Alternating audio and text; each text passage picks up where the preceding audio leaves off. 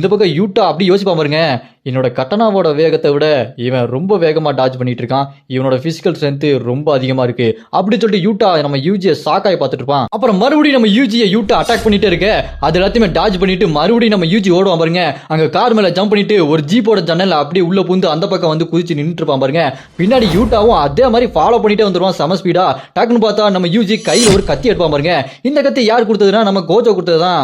இங்க பாரு யூஜி, இந்த கத்தியை வச்சு நீ ஒரு அவசர நிலைக்கு சண்டை போடலாம், ஆனா நீ இதை யூஸ் பண்ற அளவுக்கு ட்ரைனிங் ஆகல அப்படி சொல்லிட்டு கோஜோ இந்த கத்தியை கொடுத்துருப்பாரு. அந்த கத்தியை வச்சுட்டு நம்ம யூட்டா கிட்ட சண்டை போட ரெடியாக. அதை பார்த்துட்டு யூட்டா, இதெல்லாம் வச்சு என்ன ஒன்றும் பண்ண முடியாது, நீ இன்னும் நம்பிட்டு இருக்கியா என்ன தோக்கடிக்க முடியும் அப்படின்னு நினைச்சிட்டு அப்படி சொல்லிட்டு யூட்டா யூஜி கிட்ட பயங்கரமா சண்டை போட்டு இருப்பாரு. இங்க யூஜி அந்த கத்தியை வச்சு கட்டனா பிளேட தடுத்து நிப்பாட்டுன்னு பார்த்துட்டு இருப்பான் பாருங்க.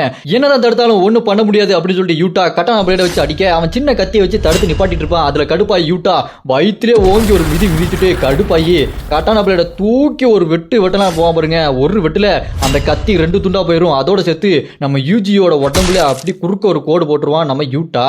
அப்படியே அந்த கட்டானா பிளேடு கீழே போனோன்னே நம்ம யூஜி என்ன பண்ணுவான், அந்த கட்டான பிளேடை மிதிச்சு அப்படியே தூக்கி ஒரு கிக்கு விட அந்த கட்டான பிளேடும் பாதியா உடஞ்சு போயிடும். அதை பார்த்துட்டு யூட்டா, ஓ நான் நினைச்சதை விட இவனோட பிசிக்கல் ஸ்ட்ரென்த் ரொம்பவே அதிகமா இருக்குது அப்படின்னு சொல்லிட்டு அந்த உடஞ்ச கட்டனா பார்த்துட்டு இருக்க.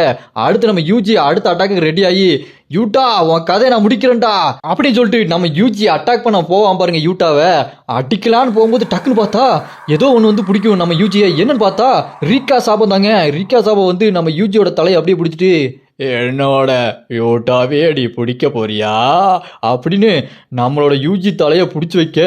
அதை பார்த்துட்டீங்க யூட்டாவோ, ரீகா நீ அவனை அப்படியே பிடிச்சி மட்டும் வை, வேற எதுவும் பண்ண வேண்டாம் அப்படின்னு சொல்லிட்டு அந்த யூட்டா உடஞ்ச கட்டணாவை எடுத்து நம்ம யூஜியோட நெஞ்சில வாழைப்பழத்தில் ஊசி ஏத்துற மாதிரி அப்படியே குத்துவான் பாருங்க.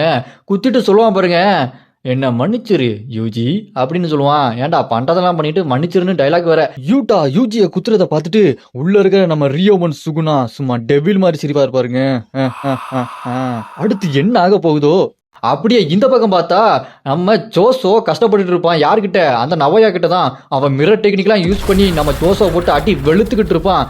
அடிச்சு அப்படியே பறக்க விட அவன் செவுத்துல சாஞ்சிட்டு இருப்பான் பாருங்க. அப்ப நவையா அந்த ஜோசோவை பார்த்துட்டு, ஏய் யார்ரா நீ, அடி வாங்கிட்டே இருக்க சாவே மாட்டேங்கிற, யார் நீ அப்படி சொல்லிட்டு கேட்க, நானா என் சின்ன தம்பிக்கு அண்ணன்டா அப்படின்னு சொல்லிட்டு அட்டாக் பண்றதுக்காக ரெடியா இருக்க. இதோட இந்த எபிசோட முடியுது. இந்த வீடியோவுக்கு லைக் பண்ணாதவங்க மறக்காம லைக் பண்ணி சப்போர்ட் பண்ணுங்க. நீங்க லைக் பண்ணி சப்போர்ட் பண்ணாதான் உங்களுக்கு இந்த வீடியோ பிடிச்சிருக்குன்னு தொடர்ந்து நான் கண்டினியூ பண்ணுவேன். இது கண்டினியூ ஆகுறதும் ஆகாததும் உங்க கையில தான் இருக்கு. உங்க சப்போர்ட் இல்லைன்னா என்னால் இதை கண்டினியூ பண்ணவே முடியாது. அதனால தயவு செஞ்சு உங்க சப்போர்ட்டை கொடுங்க. உங்களுக்கு அடுத்த எபிசோட் வேணும்னு நினைச்சீங்கன்னா கமெண்ட்ல அரைஸ் அப்படின்னு கமெண்ட் பண்ணுங்க.